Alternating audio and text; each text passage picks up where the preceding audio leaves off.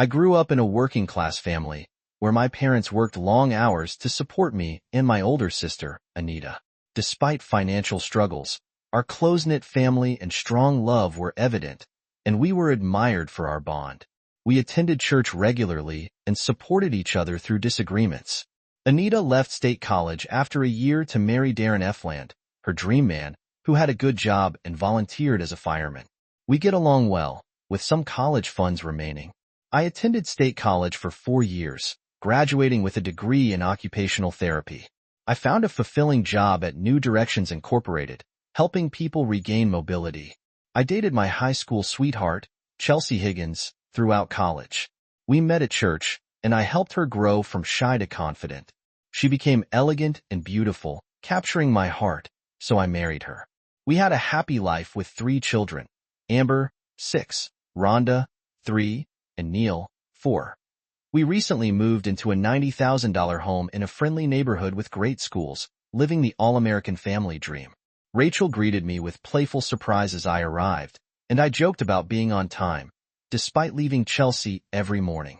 Rachel responded by defending her cat, Tabby, as a loyal companion. I asked about the day's schedule, and Rachel mentioned a steady lineup with 4 appointments. She then expressed curiosity about how I managed to be at a movie premiere in California yesterday and back in North Carolina this morning. I was puzzled by her question and denied being in California, suggesting it might be an April Fool's prank. Rachel insisted she saw me on TV at a premiere for a movie called Candlelight Virgil, where I was introduced as Pierre Dumal. She claimed it was me with a fake French accent. I laughed off the idea, suggesting the actor might be my doppelganger, and decided to look into it further with a full schedule that morning. I took a lunch break and decided to check out the movie and actor Rachel had mentioned. The resemblance was striking, almost like looking in a mirror, though he had a slight mustache and was from Europe, unlike me. Later that night, I showed Chelsea what I found, and she was intrigued. She suggested contacting the actor, Pierre Diant, to explore any connection. I dismissed it as a coincidence, but Chelsea was adamant about his unique personality and potential connection. 3 weeks later, Chelsea excitedly informed me that Pierre wanted to meet me. She had sent him a picture of me in a suit from her cousin's wedding, and he was curious about our resemblance. I was taken aback by Chelsea's decision to contact him without asking me first and expressed concern about how it might affect my parents. Chelsea argued that meeting Pierre could be an exciting opportunity, but I was firm that I didn't want to do anything that might hurt or embarrass my parents. Despite her insistence, I decided to talk to my parents first before making any decisions. Chelsea, understanding my loyalty to my parents, suggested showing them Pierre's picture and explaining the resemblance. The next evening, I visited my parents to discuss the situation. They revealed that I was adopted due to my mother's inability to conceive. They had adopted my sister first, and then had the chance to adopt me under a tight deadline. They had no information about my biological parents other than that I was to be named Paul and carry their last name. They had always intended to tell me, but chose not to out of concern for how it might affect me. I was overwhelmed by their love and support and thanked them deeply. Chelsea was relieved when I agreed to meet Pierre Dumont to explore our connection at the Excel Hotel. A security guard, after a metal detector check, expressed surprise at my resemblance to Pierre. We proceeded to the presidential suite, where we were about to meet him. When Pierre and I first met, we were both stunned by how identical we were. Same features, height, and weight. We both had web toes between the same 2 toes and identical fingerprints. We even wrinkled our brows and smiled with the same dimple. Chelsea was amazed by the resemblance. I introduced myself to Pierre, who revealed that he was also adopted and was investigating our shared past. He suggested we both submit DNA samples to confirm our suspicions. Pierre introduced Helena Moreno, his assistant, who was strikingly attractive and seemed to notice my interest. I greeted her, and she responded with a polite smile.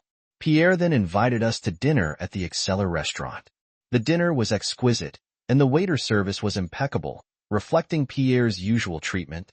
We discussed our similarities and agreed to wait for the DNA results before drawing any conclusions. Helena listened intently as Pierre and I compared our habits and behaviors.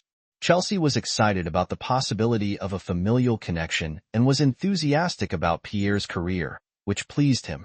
3 days later, the DNA test confirmed that Pierre and I are identical twins, a rare result. Chelsea was thrilled when I got home that night. She was excited about the prospect of having a wealthy brother who is a well-known star in Europe and is now trying to break into Hollywood. She told me Pierre had called and wanted me by his side for his press announcement.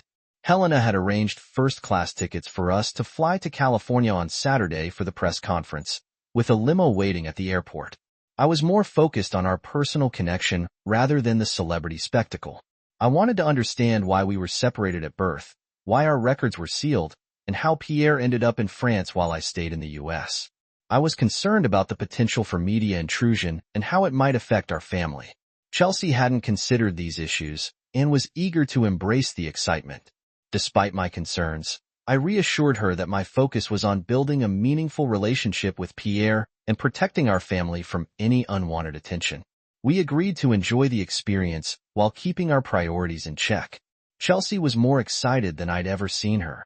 The limo took us to Pierre's luxurious hotel, where we shared an emotional hug as confirmed identical twins. Pierre was moved by the recent discovery of each other's existence, and we both agreed to investigate our adoptions further, despite sealed records. Pierre's contacts could help us find answers, and he assured me he'd handle the cost. I confirmed that my parents had no objections to learning more about our past and that my love for them remained unchanged. Pierre invited us to freshen up and then join him for a night out at the club. Helena, looking striking in a tight red dress, met us. She offered me her arm while Pierre escorted Chelsea to our table. Chelsea seemed fascinated with Pierre, laughing and dancing with him. While I danced twice, I interacted mainly with Pierre and showed little interest in me, possibly due to her apparent superiority. Chelsea was thrilled by the glamorous lifestyle and fully embraced the night out. However, I found the scene unappealing. As we prepared for bed, I shook Helena's hand and thanked her. Pierre kissed Chelsea on both cheeks and on the lips, which Chelsea explained was a French custom. I found it odd that he didn't kiss either Helena or me. Chelsea's excitement extended into our bedroom, leading to an intense and enjoyable night for both of us. We slept deeply after our exhausting session. The next day, we traveled with Pierre, Helena, and his bodyguard, Gerald, to the press conference. Pierre made a spectacle of our reunion as long-lost brothers, with Chelsea and I by his side, and Helena next to me. I was uncomfortable with the barrage of personal questions and felt unprepared. Pierre nudged me to the microphone to answer questions, but I simply stated that I wasn't ready to make any statements and stepped back. It seemed Pierre's plan was to use my presence to boost his career. Chelsea appeared frustrated with my response, while Pierre quickly took over and asked Chelsea to share her story. She embraced the spotlight, engaging with the reporters as they snapped photos. As Pierre and Chelsea engaged with the crowd, Helena whispered to me, asking what was wrong. I explained that while I was Paul Baylock and not Pierre Dumont, and although we looked alike, our personalities were very different. The media circus was not my scene. Helena seemed surprised and questioned why I didn't crave the attention. I explained that I was raised to be confident in who I am and didn't need the glitz and glamour. After the event, Gerald took us away from the chaos. I told Pierre that while I had attended the press conference and posed for countless photos, I was unprepared for the speech, which was his responsibility. Chelsea had stepped in to handle the situation effectively. Pierre reminded us of the time and rushed us to the airport. He mentioned that Pierre would stay with us the following week to get to know me better, using the spare bedroom. He assured me that Gerald and Helena would stay nearby at the Excelsior and had other security plans in mind before we left. Pierre and Chelsea exchanged more French kisses, and I received a heartfelt hug and kisses from Pierre.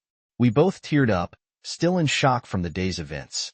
Chelsea chattered nonstop on the way home, while I barely spoke, feeling overwhelmed by the changes at home. I handled the kids' bath time while Chelsea was on the phone, excitedly recounting the weekend's events. As bedtime approached, she expressed her interest in making love, but I declined, citing jet lag and a busy day ahead. Chelsea was taken aback by my refusal and questioned if I was upset about Pierre staying with us. I voiced my frustration about not being consulted and hinted at my discomfort with how closely she seemed to bond with Pierre. Chelsea accused me of being jealous and irrational, but I countered with concerns about their upcoming week alone together.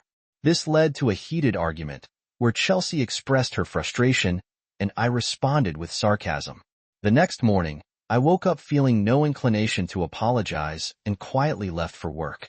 I assumed Chelsea would handle Pierre's arrival and wanted to focus on work to distract myself from the turmoil. Rachel arrived early and teased about Pierre's influence on my professionalism. I explained that Pierre was coming to spend the week with me as Chelsea had invited him. I also expressed concern about Chelsea being alone with him while I worked. Rachel noted that Pierre had been prominent in the news with Chelsea, but not much about me. She revealed that Pierre craved publicity, and while I let Chelsea handle that, she warned me about his reputation. According to Rachel, Pierre was a known playboy with a history of infidelity, particularly with married women. I appreciated the warning and acknowledged the possibility that Pierre might pursue Chelsea. I planned to discuss his behavior with her that evening to ensure she was aware. Working with occupational therapy clients helped distract me from negative thoughts. I had mixed feelings about Pierre, but I was eager for answers about our backgrounds. Arriving home later than usual, I was surprised to find 3 security contractor trucks at my house. Inside, Pierre was directing Roland, the foreman, on the installation of a new security system. Chelsea greeted me and explained that Pierre had arranged the security system as a gift for allowing him to stay the week. She had tried to get him to discuss it with me first, but he insisted on proceeding without prior notice. I questioned why I hadn't been informed about the changes. Chelsea explained it was a gift and wouldn't cost us anything. However, I felt my peace at home was being compromised and expressed frustration that such decisions were being made without my input. Chelsea insisted that accepting the gift graciously was the right approach and urged me to take a shower while she prepared supper. I left Chelsea and Pierre to their tasks and took a long, relaxing shower, hoping to lift my spirits. After some deep breathing, I joined my family at the dinner table. I usually sit at the head, but now found Pierre taking that spot as our special guest. Chelsea had arranged French cuisine, escargot vissas and bobe, along with fish sticks for the kids, who weren't keen on the adult dishes. I asked about the kids' meal and was told there were no more fish sticks. With Chelsea encouraging us all to try something new and ignoring the French dishes, I made myself 2 peanut butter and jelly sandwiches. The kids quickly followed suit, asking for the same. I laughed, finding my inner child as I handed out sandwiches to my kids and made more for myself. Chelsea's discomfort was apparent, but I wasn't trying to impress Pierre. I doubted Chelsea genuinely enjoyed the French dishes she pretended to like when the doorbell rang. Helena dropped off some papers for Pierre to sign and a manila envelope containing information about our origins. She then left in the Excelsior limo. Pierre reviewed the documents and shared their contents. Our wealthy parents' names were redacted, and their identity remained unknown. The report revealed that our mother, known only as Pauline, had given birth to us, but her husband discovered he couldn't be our biological father. Pauline refused to name our real father, fearing her husband's retribution. In response, he arranged for us to be adopted separately, and Pauline was allowed only to name us. I was born at 7:45 p.m., and Pierre was born 3 minutes later. Pierre was overwhelmed with emotion, crying on my shoulder as we grappled with the revelation of our origins. We learned that our mother was named Pauline, but we would never know our biological father, despite her actions. It was clear she loved him deeply. This shared history seemed to bond Pierre and me more closely. We talked late into the night.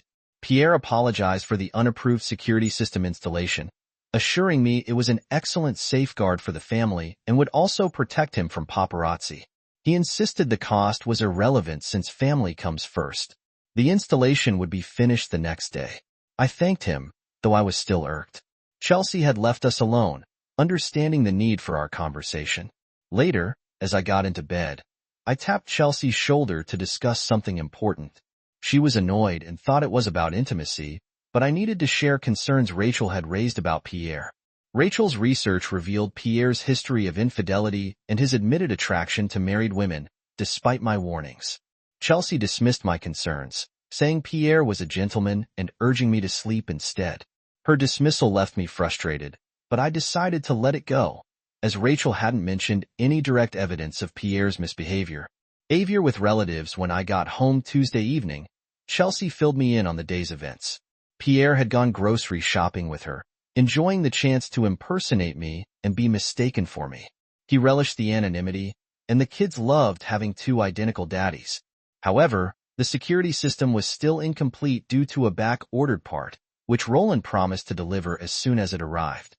Despite his disappointment, Pierre took us out to the Excelsior Hotel for dinner, where I could enjoy something other than snails. At the hotel, there was a dance club we hadn't visited before.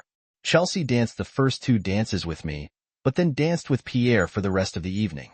Helena, who joined us, invited me to dance, but I declined. I used the opportunity to chat with her. Helena, originally from Spain and now living in France, revealed she did various jobs for Pierre.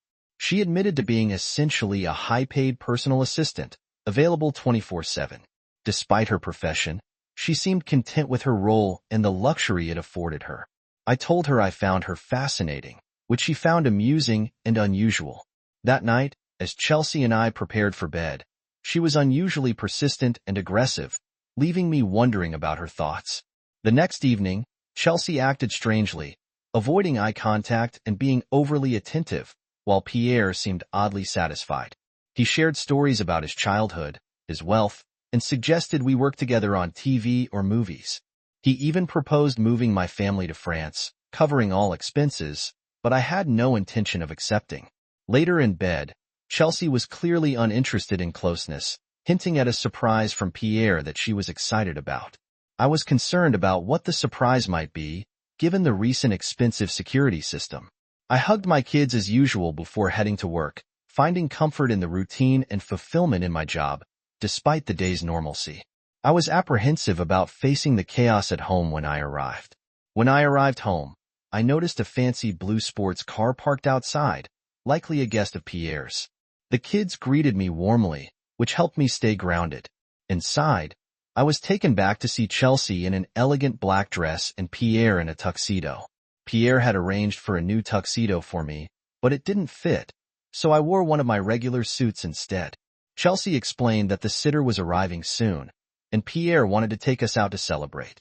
When I came downstairs in my suit, Pierre was visibly frustrated about the tuxedo but assured me it was fine. He then revealed that the sports car outside was a brand new, French-made Venturi fetish, a gift for me. The car was an August Lie model, a French counterpart to the Tesla, and was now mine, with the title already in my name. The surprise Chelsea and Pierre had kept for me was overwhelming. The sports car alone seemed to cost hundreds of thousands of dollars.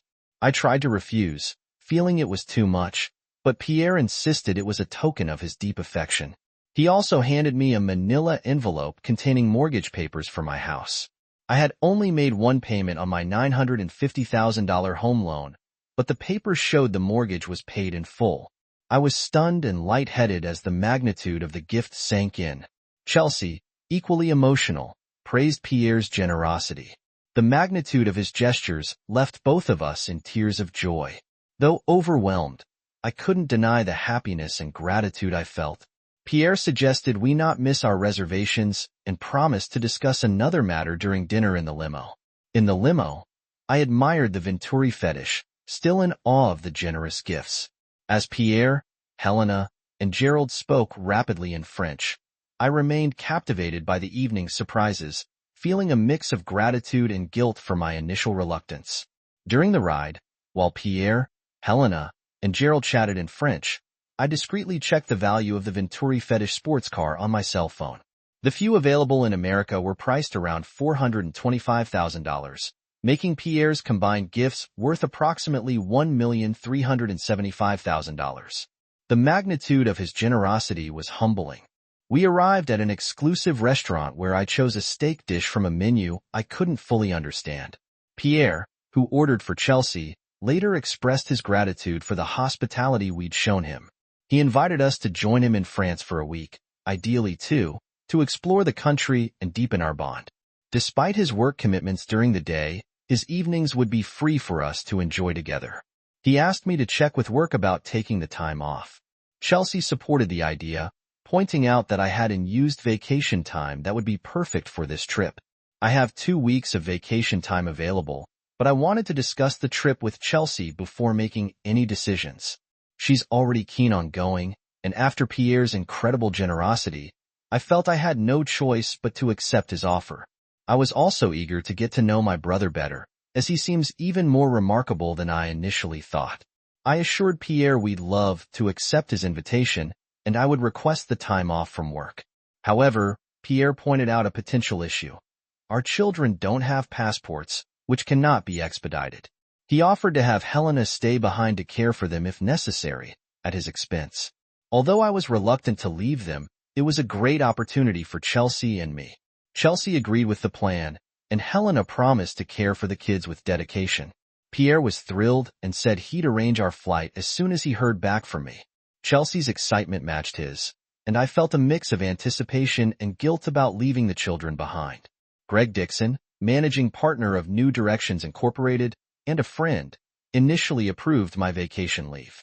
However, he had to cancel due to Carl Reed and Francine Walsh both taking FMLA leave, which left us short-staffed.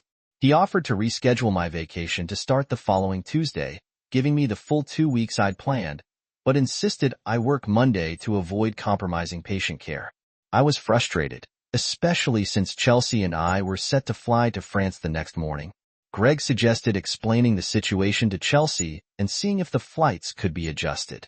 Upon hearing the news, Chelsea was upset but agreed to try changing our departure to Tuesday. The next day, I proposed that Pierre, Helena, and Gerald go ahead with the plans while Chelsea and I would catch up with them later in the week. Chelsea was disappointed by the change in plans, as she had everything packed for our trip. She suggested that she, Pierre, and Gerald go ahead to France, while I stay behind and join them on Tuesday. Helena would stay with the kids over the weekend, so I wouldn't be alone. I agreed, seeing the benefit of a couple of extra days to test out my new car. On Saturday morning, I saw Chelsea, Pierre, and Gerald off at the airport. The kids were disappointed not to be going to France, but were reassured that passports would be arranged for next time. I decided to handle the kids' needs myself until Monday morning, despite Helena's insistence on staying to help. I assumed Pierre might have directed her to stay with us with Helena gone. I resumed single dad duties, while Amber took on her role of helping with her siblings. Well, I realized I wouldn't be able to enjoy my new Vision Fetish sports car, so I parked it in the garage, replacing it with my regular SH Chevy Tahoe. I then settled into the den with the kids, who were engrossed in their latest favorite animated movie. On Saturday afternoon, after lunch with the kids, I answered the door to Roland from the security company. He explained that a key component had arrived early, allowing him to complete the installation sooner than expected. He set up the security key on my office computer, which would allow me access to our secure cloud servers. This key ensured that only I could access my video log files, with no ability to delete records directly from the cloud. Roland demonstrated how to access the files, showing real-time monitoring and past recorded events. He showed a few random files, including one of a private moment between Chelsea and me. He reassured me that this was common and that cameras could be disabled for specific periods to avoid such recordings. He also explained that I could download and save archive files by right-clicking on the playback screen and selecting Save As. The files would be protected from tampering and could be used for personal records or legal protection. Roland finished up, and after a handshake, he left in his truck. I sat down in shock, trying to process the revelation that the recording of Chelsea and Pierre having closeness wasn't from our master bedroom but from the spare room while I was at work. Rachel's premonition had come true. The brief clip didn't provide the full story, so I prioritized downloading and scanning all footage from before their trip to France. Pierre had misunderstood the security system status, thinking it wasn't functioning properly. Realizing my hard disk couldn't hold all the files, I quickly scanned for any footage with Chelsea and Pierre together, noting file names, dates, and timestamps. Chelsea texted me from Paris, excited about the nightlights and asking about Helena. I lied about Helena's whereabouts, saying I didn't need her help until Monday and that the kids were napping. Chelsea, eager and distracted, didn't notice my lack of affection in my responses. I was concerned about Pierre's potential disappointment with Helena, questioning why he would be upset when I had sent her away. I took the kids to Costco, where I bought two 5 TB external hard drives on sale. We browsed the toy aisle, and I let each child pick one toy, which made them happy. We stopped at McDonald's on the way home, where they played energetically in the playground and enjoyed fries and milkshakes.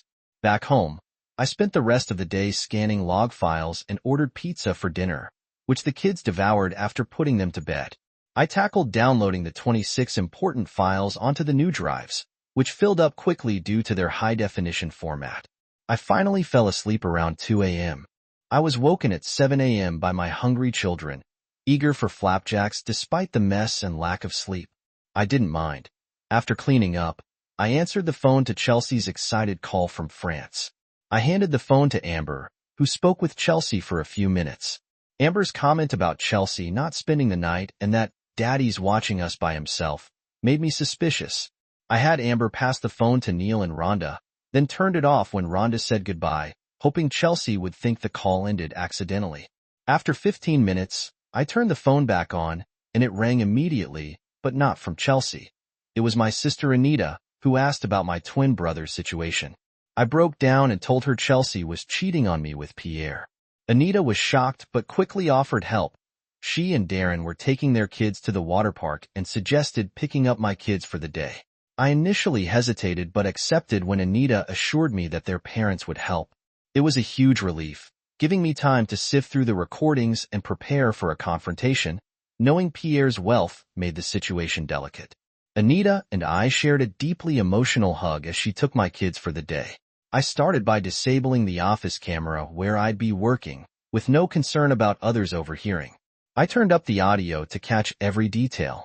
I focused on understanding Chelsea's seduction and their conversations about me. What I discovered was shocking.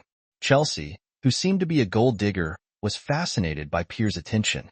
She giggled at his accent, blushed at his comments, and accepted his gifts, which he hadn't shown me. Their interactions escalated from kisses to full-blown intimacy. It was unsettling watching them together, especially with my twin. The only difference was Pierre's voice on Tuesday. They heavily kissed but hadn't had closeness yet, as Chelsea had been with me. By Wednesday, Pierre and Chelsea spent hours in his spare bedroom. Her guilt was evident as she avoided contact with me and kept the kids occupied with frozen activities. Thursday and Friday, while I was at work, Pierre continued his affair with Chelsea in our bed. It was disturbing to see her apply the skills I taught her on him and witness his reactions. This confirmed that I could never be intimate with Chelsea again. The fallout for the kids was inevitable, but divorce was unavoidable. I needed to proceed cautiously due to Pierre's wealth. Listening to their conversation solidified my decision. Pierre believed money could buy anything, including me. After their lovemaking session on Wednesday afternoon, they discussed how to handle me. Pierre didn't want me to find out about their affair and hoped to avoid causing me emotional pain. He asked Chelsea if she could remain married to me while being with him whenever possible. Chelsea admitted she loved him but still had feelings for me. However, she was captivated by Pierre in a way she said I could never understand. Pierre expressed guilt over taking Chelsea from me and planned to compensate me. He intended to give me a high-end French sports car and pay off the mortgage on our new house, which Chelsea had purchased just over a month ago. He hoped these gifts would keep me off balance and endear him to me. That explained the car and mortgage. Pierre, despite feeling guilty, continued his affair with Chelsea. She might be worth $1,375,000 to him, but to me, she's just worthless. Another conversation from the doorbell camera revealed Pierre's plan to have Chelsea persuade me to join him in France for a vacation. Pierre wanted time alone with Chelsea before I joined them, manipulating my work schedule to achieve this. He arranged for Carl Reed and Francine Walsh to take FMLA leave, forcing Greg to make me work Monday and delay my flight until Tuesday. It seemed Pierre had Helena Moreno, his assistant, handle these arrangements. Despite Pierre's attempts to plate me with gifts, his deceit and betrayal were clear. At 2:30 in the afternoon, Helena arrived at my door dressed to impress. Instead of inviting her in, I met her on the front porch. Helena arrived at my door, dressed provocatively. She claimed she had something important to show me and asked to come inside. I refused, uncomfortable with her attire and our private setting. Helena insisted on a connection between us and asked to be let in. I confronted her with the fact that Pierre's security had activated my system and that he likely wanted her to seduce me, with the evidence captured. Helena seemed taken aback but maintained her composure. She then asked to take a walk with me, promising no harm. I agreed, locked the front door, and we started walking. She made a few clicks on her phone and slipped it into her purse. A taxi arrived, and Helena suggested we go somewhere private to talk. Helena and I went to the local mall and settled in the food court with our snacks. She confirmed my suspicions, revealing that Pierre had planned to seduce me and use it as leverage against me to justify his own affair with Chelsea. Helena explained that Pierre believed by making me unfaithful, I would be less likely to complain about Chelsea's betrayal, despite her loyalty to Pierre. Helena admitted that she disagreed with his actions, especially given that my marriage and family were involved. She felt a moral obligation to be honest with me, unlike in previous cases where the husbands were less innocent. Helena mentioned that Pierre believed his gifts, a sports car and mortgage payoff, would please me, underestimating the impact of his betrayal. I reassured her that I already had clear, high-definition evidence of Pierre's and Chelsea's betrayal, thanks to my security system. Helena seemed relieved to know that I had the proof needed to confront them. Helena was shocked when I revealed I had concrete evidence of Pierre's affairs, something no one else had ever managed.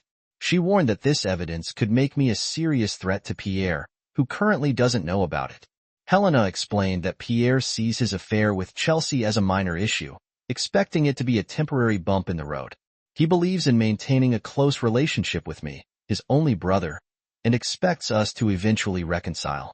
I told Helena that Pierre was dead to me and that I was determined to divorce Chelsea. Helena was concerned that my actions would devastate Pierre, as he has never cared so much about anyone other than himself. She warned that Pierre could retaliate with his vast resources if he felt threatened. Helena expressed her own dilemma, noting that if Pierre learned she had helped me, it could end her career and put her at risk.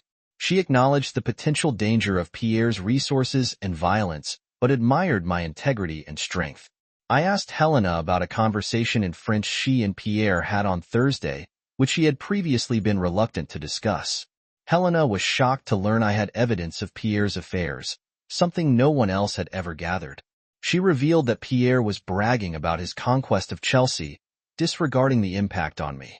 Pierre had instructed Helena to seduce me as part of his plan and even chose her outfit for the occasion. Helena admitted that taking other men's wives was a power trip for Pierre. She was conflicted, feeling like she had been compromising her values working for Pierre.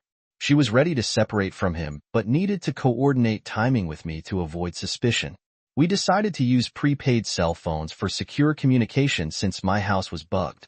Helena suggested staging a scene where she seduces me, and I reject her to mislead Pierre and buy us time. I agreed with her plan and was impressed by her resourcefulness. She also offered to help with covering for me at work if needed, as she had arranged for 2 therapists to be off work that evening. Helena spent over an hour flirting, and when she tried to kiss me, I turned my face so she kissed my cheek instead. I complimented her, praised her beauty, and reaffirmed my commitment to my wife in marriage. I asked her to return at 7:30 a.m. to watch the children while I was at work. Helena coyly responded with, "Maybe next time," for the camera and then left soon after. Amber, Neil, and Rhonda arrived, exhausted. I thanked Anita for her help and got the kids to bed without a bath. I spent my spare moments searching for new apartments, aiming to leave the house tainted by betrayal and funded by my twin brother. Greg agreed to cover for me and instructed the office secretary to forward all calls about me directly to him, without comment. On Monday evening, the children excitedly greeted me, saying Aunt Helena had ordered pizza and was preparing a chicken casserole. I was surprised by Helena's domestic role. When I returned from showering, the table was set, and Helena served a large portion of casserole onto my plate. She mentioned it was her mother's recipe and watched as I tasted it. I praised her cooking, saying it changed my view of French cuisine. Helena appreciated the compliment. That evening, after the kids were bathed and in bed, Helena read them a bedtime story, captivating them with her melodious voice. I watched from the doorway, impressed by this unexpected side of her. Later, we watched TV together, and Helena continued to flirt and tease, pressing her body close to me. Despite her advances, I politely declined and sent her on her way. On Tuesday morning, I pretended to leave for work and drove off. Helena then loaded the kids into Chelsea's car and met me a block away. We dropped the kids at a daycare for busy parents and went apartment hunting. Helena was surprised by my prearranged phone call and was glad for the change. We visited the 3 apartments I had shortlisted, and I asked for her advice before signing a lease. After lunch, I rented a storage unit at 3 p.m. My cell phone rang with Chelsea's call. I fed surprise and explained that my vacation was canceled and I might not make it to France that week. Chelsea seemed perplexed but accepted my excuse. Shortly after, Helena's phone rang, and I quietly listened as she spoke rapidly in French. It was Pierre, who was clearly upset. He had Chelsea call my boss, who fabricated a coronavirus issue to cancel my vacation. Pierre wanted Helena to improve her seduction techniques, as he felt my rejection was due to her insufficient effort. He expressed frustration with the situation and his desire to bond with me as his brother. Helena reassured him that we would manage this week and continue our plans for the future. After returning home, Helena turned off the circuit breaker for the security system and confirmed the cameras were inactive. We loaded both cars with my tools and equipment, then transported everything to the storage facility. Helena picked up the kids and was back before I got home, ensuring they could truthfully say I went to work as usual. The security system was restored, and Pierre wouldn't expect recordings during the downtime that night. Helena performed a striptease for me, but I had tightened my belt to prevent any further advances.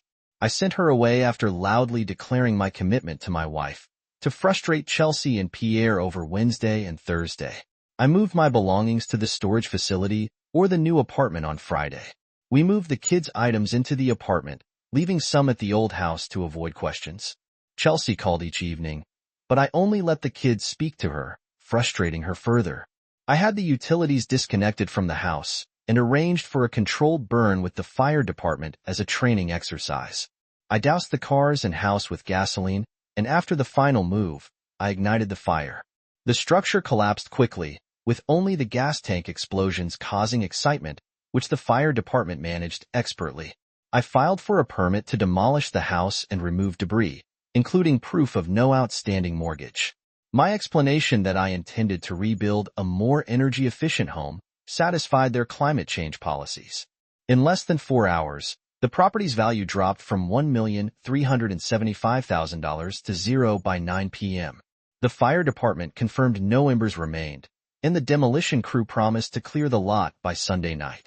I paid them up front, despite possible criticism, because I chose destruction over selling the property. I wanted nothing to do with the money linked to my past. The children adapted well to the new 3-bedroom apartment, treating it like a fun adventure.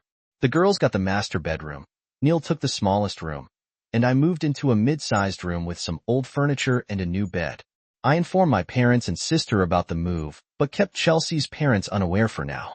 Helena was glad that after the Friday move, no more stage performances would occur. I slept on the couch Friday and Saturday nights, encouraging Helena to stay in my bedroom, which the kids enjoyed. My phone was off to prevent Chelsea from learning about the move. Helena arranged for a news conference in Hollywood on Sunday, using her frequent flyer miles. My parents would visit the new apartment to spend time with the grandchildren on Saturday. Pierre called Helena about the offline security system. He claimed ignorance and reported her failed seduction attempts. Pierre suggested hiring an escort, but Chelsea disagreed, believing I needed more time. Pierre was frustrated and instructed Helena to record her next attempt if successful. Pierre shifted the conversation to my work schedule. Helena mentioned that she was in daily contact with Greg, my boss, who hoped that at least 1 or 2 of the employees out with the coronavirus would return on Monday, though there were no guarantees. She promised to arrange my ticket to France once I was released from work, while lying to Pierre about her disdain for babysitting my children to show her disinterest. Pierre confirmed he also disliked kids and regretted not bringing me initially. He transferred a €300,000 bonus to Helena and promised an additional €700,000 for explicit video of our encounters. Helena shared this with me, so I trusted her. I chose to confront them via our planned press announcement rather than directly. I avoided Chelsea and turned off my phone to prevent the children from mentioning our new place. Pierre called Helena expressing concern about my phone and pressing her to get me off work so I could travel. My parents arrived at the new apartment at 7 a.m. to care for the children.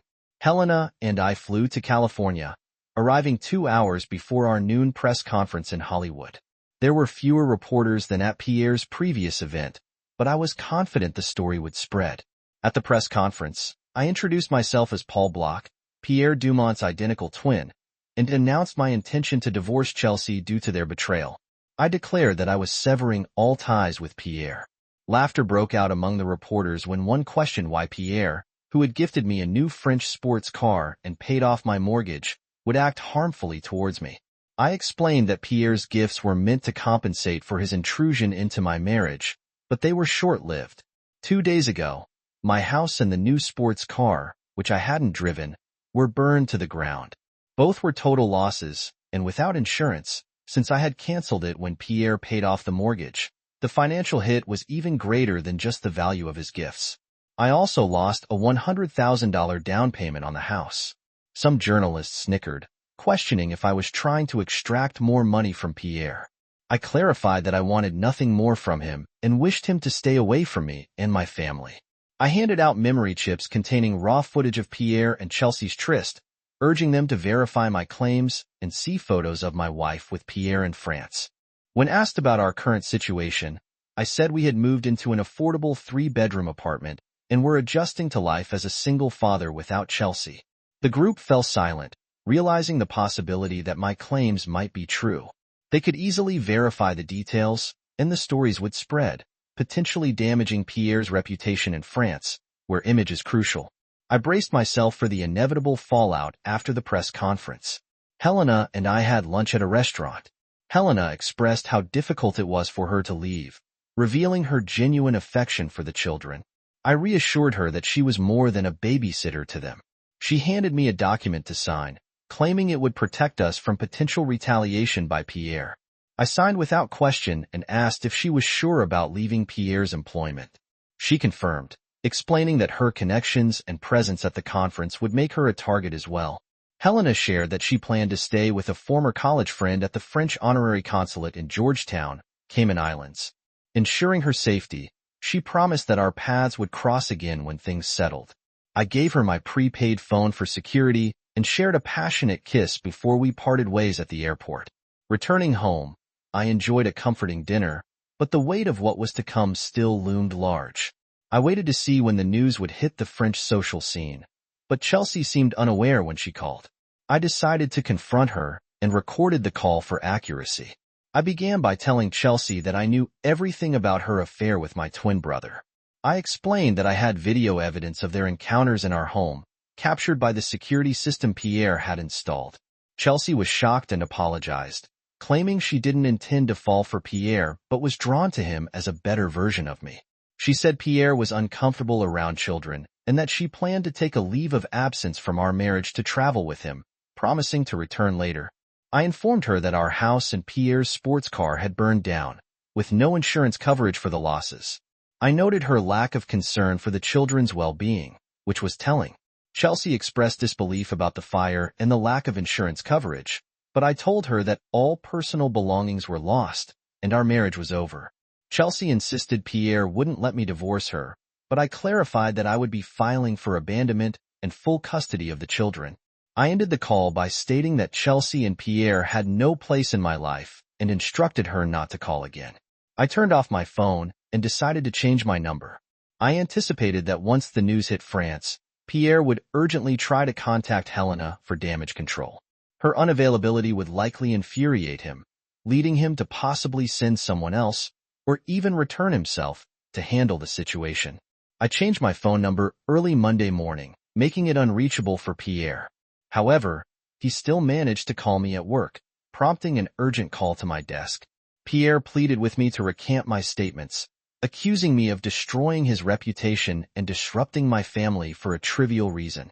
I replied that Helena meant everything to me, and I was simply returning the favor for his betrayal. Pierre insulted me, calling me a loser, which I brushed off before ending the call and requesting that my company block his calls. I spent my free moments checking online for updates on the fallout from my press conference. Blurred video snippets were circulating on social media, with initial denials from Pierre quickly contradicted by a recognizable voice and accent. Paparazzi shots of Pierre and Chelsea were being republished as confirmation of my story. Entertainment journalists attempted to interview Chelsea, but Pierre ordered her to ignore them. Despite completing his movie scenes, Pierre was informed that he would be replaced due to the controversy. As they tried to travel, the press relentlessly harassed them, transforming Pierre from a celebrated star to a notorious predator in just 2 weeks. Pierre faced an avalanche of similar accusations from other victims, leading to the suspension of all his talent contracts and public disdain. His career was in ruins, and Chelsea was enduring harsh treatment from him, likely due to his anger at my revelations. Unable to restore his image, Pierre replaced Helena, who had gone missing, and sought revenge against me. He secretly bought New Directions Inc. for $20 million through a shell company, resulting in the termination of my position and the installation of Brad Preston as the new CEO. Preston, acting on Pierre's orders, falsified my personnel record to include false claims of inappropriate conduct, aiming to damage my reputation. He also made sure that any calls about me were redirected to his office. Preston was tasked with finding Helena and was monitoring me for any leads. Meanwhile, Pierre hired a hacker to locate and transfer all my financial assets offshore, leaving me with nothing but my bills.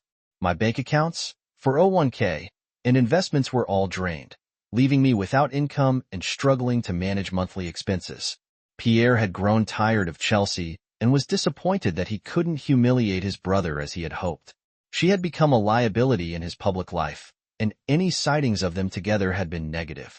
He gave her a half-hearted apology, blamed her husband, and sent her back to the U.S., allowing her to keep the gifts he gave her.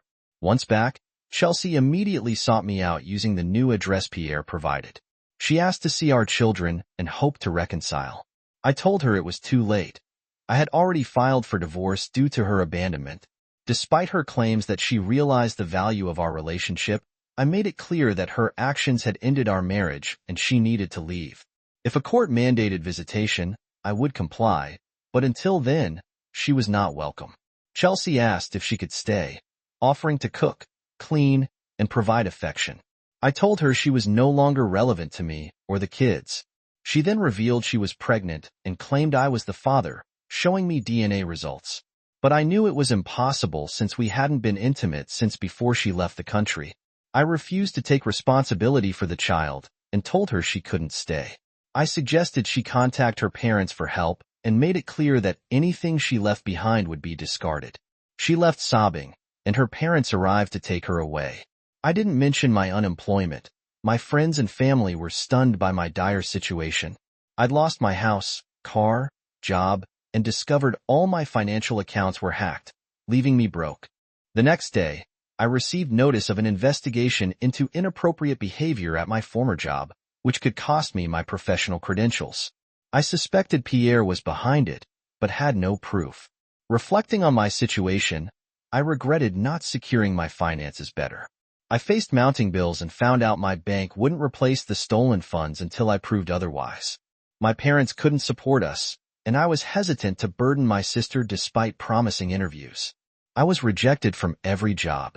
Chelsea, having pawned Pierre's jewelry, hired an attorney for her divorce and visitation rights.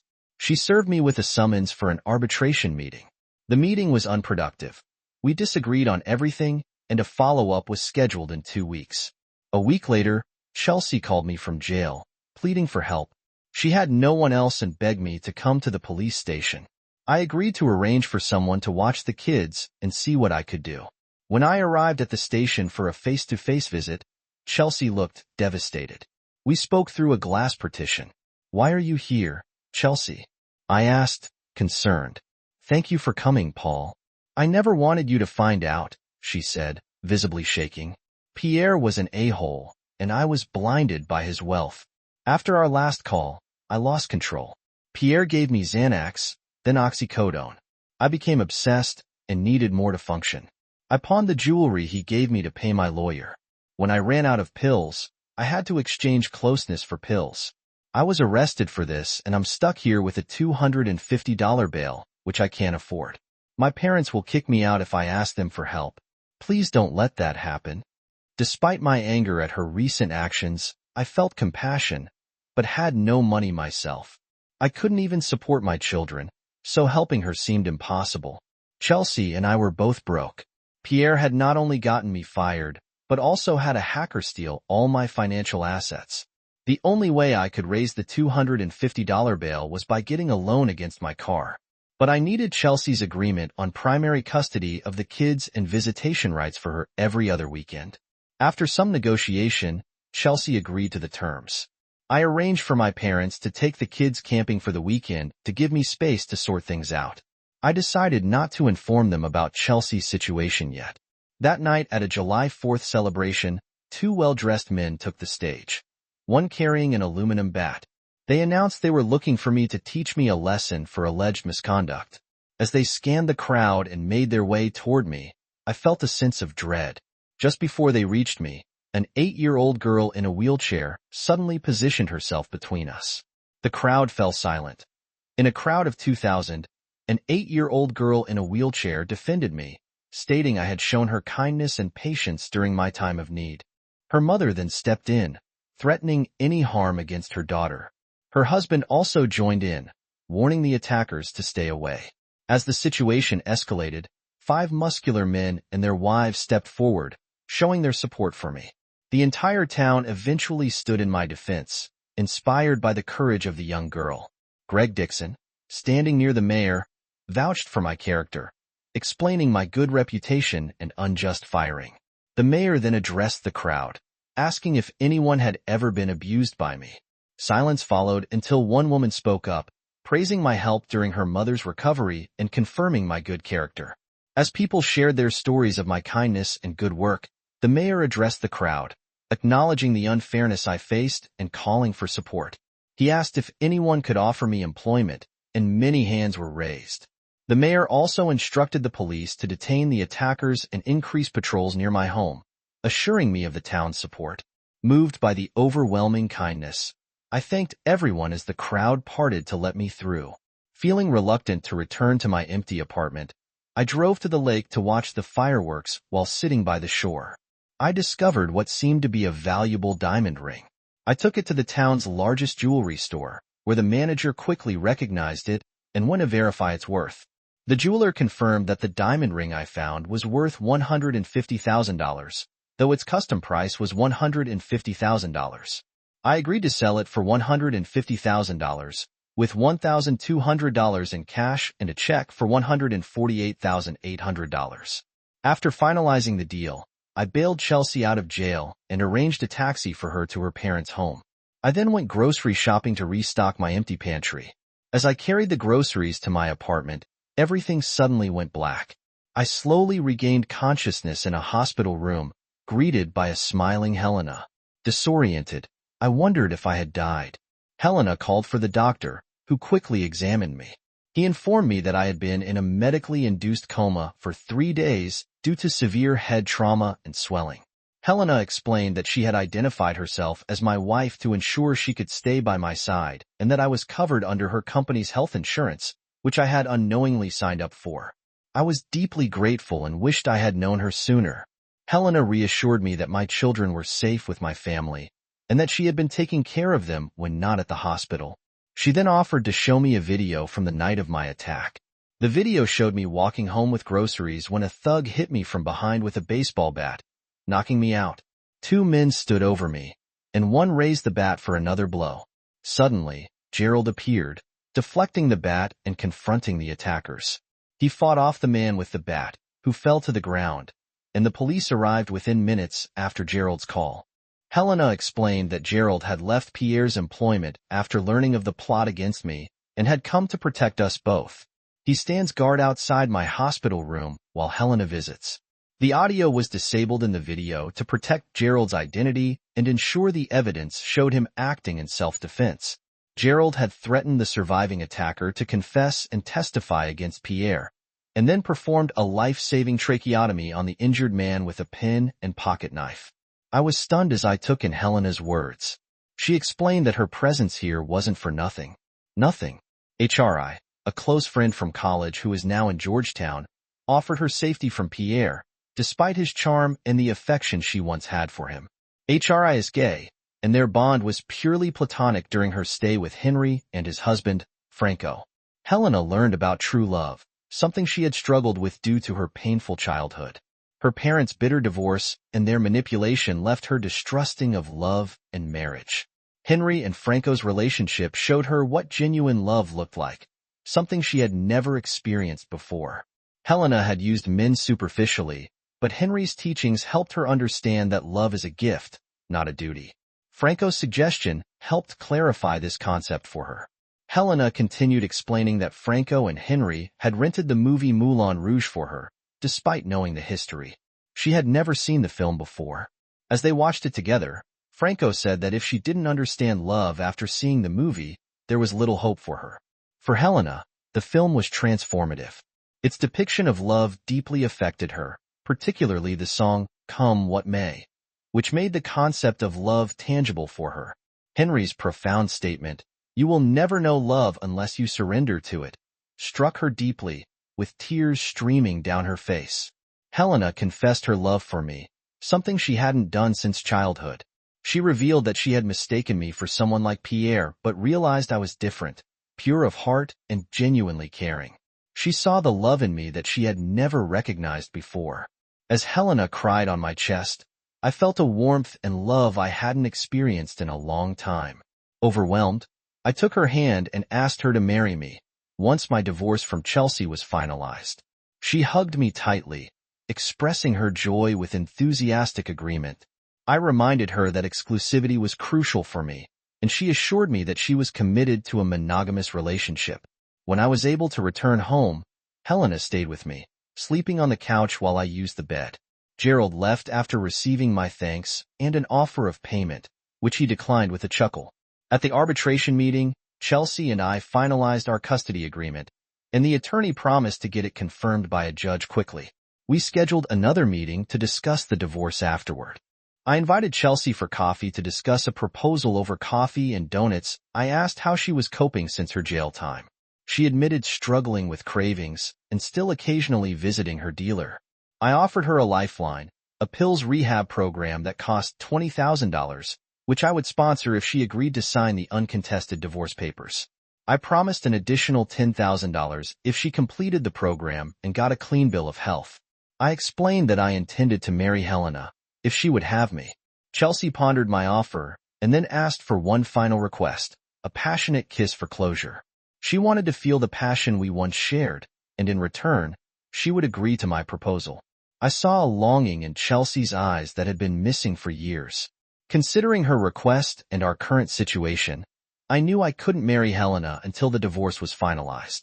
Fulfilling Chelsea's request might speed up the process, despite my discomfort about her recent activities and potential health risks. I proposed a deal. I would give her a passionate kiss when Helena and I picked her up from rehab, marking a memorable moment for both of us. Chelsea agreed, and we shook on it. I knew that rehab included STD testing, so Chelsea would be clean by the time she completed the program. I planned to inform Helena of my promise and its reasoning to avoid any misunderstandings. Chelsea signed the divorce papers, and our divorce would be finalized in about 8 months. To celebrate the signing, Helena and I took the kids out to eat, though we kept the real reason from them. The next day, we began house hunting to find a 4-bedroom rental so Helena could have her own space away from the couch. We moved in within a week. Chelsea arranged her admission to the rehab center that same week. I drove her to the facility and paid the fee in cash. On the drive back, I called Chelsea's parents to let them know she was settled and to see if they could take their grandchildren for the weekend. They were pleased to help, and I told them we'd pick up the kids on Sunday afternoon.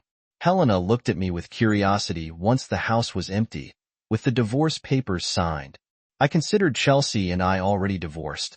The final paperwork was just a formality. Helena, thrilled, celebrated by jumping into my arms as we eagerly undressed and made passionate love 4 times that first night. We spent the entire weekend together, only dressing when we had to pick up the kids. We maintained separate sleeping arrangements for the sake of the children, but enjoyed our time together whenever they were away. 4 months later, Helena and I arrived at the No Look Back Rehab Center. Helena held a large envelope of cash, and I greeted Chelsea, now visibly 7 months pregnant, with a heartfelt kiss. Chelsea, grateful, apologized and praised me, advising Helena to cherish and hold on to me. Helena thanked Chelsea, and we drove her to her parents' house. Chelsea planned to use the money to get an apartment and start a secretarial job arranged by the rehab center. She also decided to put her baby up for adoption once the divorce decree arrived. Helena went into high gear for our wedding in France. We had a grand celebration at a cathedral, complete with a pipe organ. Helena's mother, who had invited many important guests, was moved by her daughter's commitment to me despite the initial shock. They shared an emotional moment of reconciliation. An action lawsuit was filed in France against Pierre Dumont, with me as one of the 20 litigants, along with criminal charges for assault and attempted murder. Helena's trusted Parisian attorney handled the criminal charges separately. We didn't need to attend the motions or trial, as our presence would only attract attention. It took over a year, but Pierre was found guilty of destroying 20 marriages and ordered to pay 40 million euros in total, with 2 million euros each to the litigants. For the criminal charges, he was convicted of conspiracy to commit assault and murder, thanks to Mr. Brass' testimony. Pierre received a 20-year prison sentence, was ordered to pay me an additional 1 million euros, and to transfer ownership of the New Directions occupational therapist business to me. Helena's lawyer proved to be highly effective, and I was very satisfied with the outcome. The medical review board cleared me of any wrongdoing, so I continued my work as CEO of New Directions, helping people as I always wanted. Helena and I built our dream house, and a second one next door for my parents, giving them a mortgage-free home. We also funded the college educations for Anita and Darren's children. Amber, Neil, and Rhonda gained 2 stepbrothers, completing our family. Helena remained loyal and trustworthy throughout. 5 years after rehab, Chelsea married a colleague and maintained regular visitations with the children. We remained cordial, and Chelsea never spoke ill of me. I proudly walked Amber and Rhonda down the aisle at their weddings. As I aged, I remained grateful to that brave 8-year-old girl who had selflessly changed my life by intervening. Her courage made a profound difference in my life.